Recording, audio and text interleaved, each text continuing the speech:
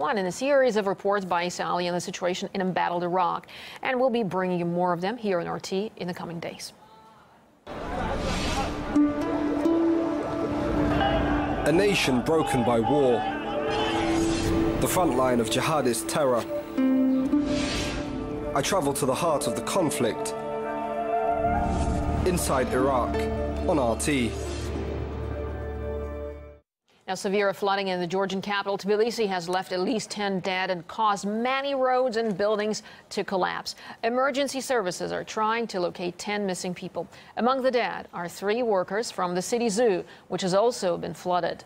Some dangerous animals escaped their enclosures, including crocodiles, lions, tigers, and bears. Most of them have been rounded up, though some had to be killed, including 6 wolves, which were reportedly found near a children's hospital.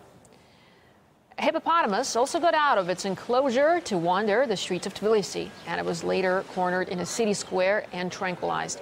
The sedated animal is now being encouraged to move out of danger. On Wednesday, the Russian president took a trip to Italy, a rare visit to a European country amid the heightened tensions between Moscow and Brussels over the crisis in Ukraine. However, his meeting with the country's prime minister, Matteo Renzi, seemed anything but awkward, at least when Putin took him around the Russian section of the Milan Expo. И для их приготовления используются растения, которые произрастают в России.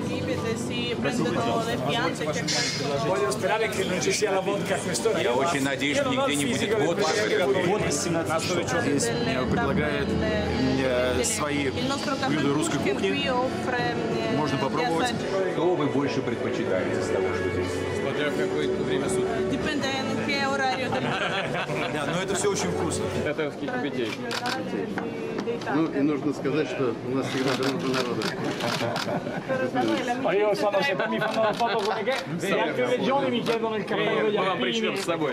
Of course, Putin and Renzi talked business as well. Summing up their talks, the Italian prime minister said that he still views Russia as a traditional friend, but also mentioned that disagreements remain. He added that all countries should work together to tackle regional problems, including Ukraine. Renzi underlined the importance of cooperation in countering global threats such as terrorism and Russia's vital help in tackling that.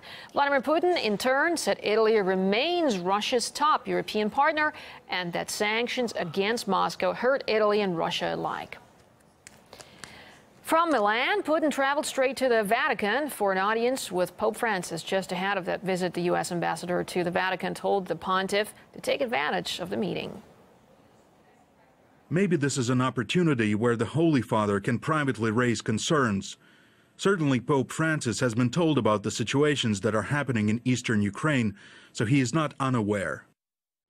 Now, that tone was shared by the majority of Western media that painted the whole trip to Italy as Putin's desperate attempt for a sympathetic hearing. They also widely reported on calls from the leader of Ukraine's Catholic Church on the Pope to slam Russia for its alleged involvement in Ukraine. Those attempts to pressure the Pope, however, were not welcome in the Vatican. All sides should be open to dialogue instead of creating the image of an enemy.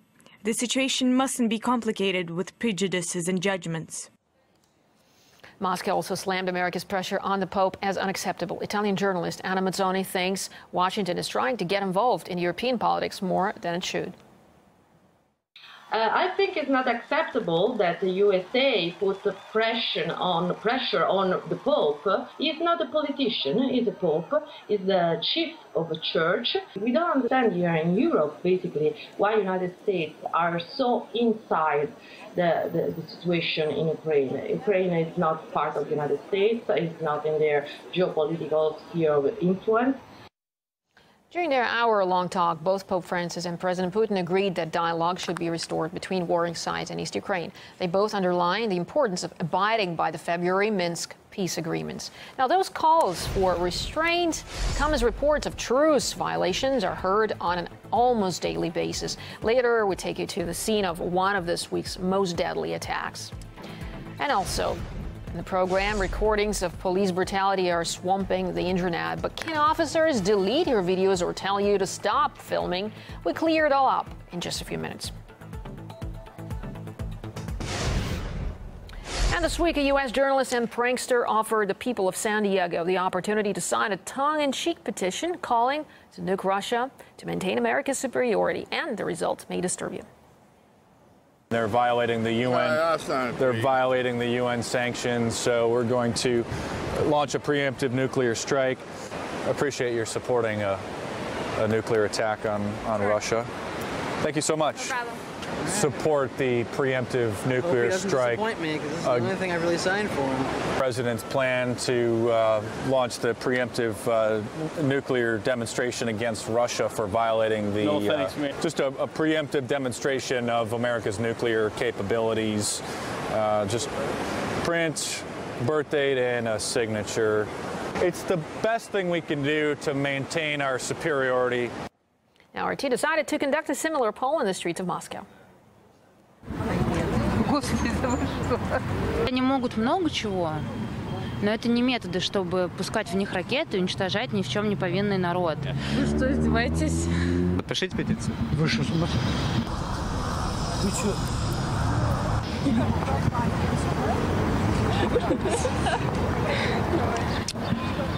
Ой, сынок. Нежелательно, конечно. Потому что это не решение вопроса. Of course, neither of the videos claim to represent public opinion in Russia and America. But while the majority of Californians asked by the pranksters said yes to nuking Russia, in Moscow, most said no to a strike against the U.S. You're watching RT International. I'll be back with more news and this week's top stories after the short break.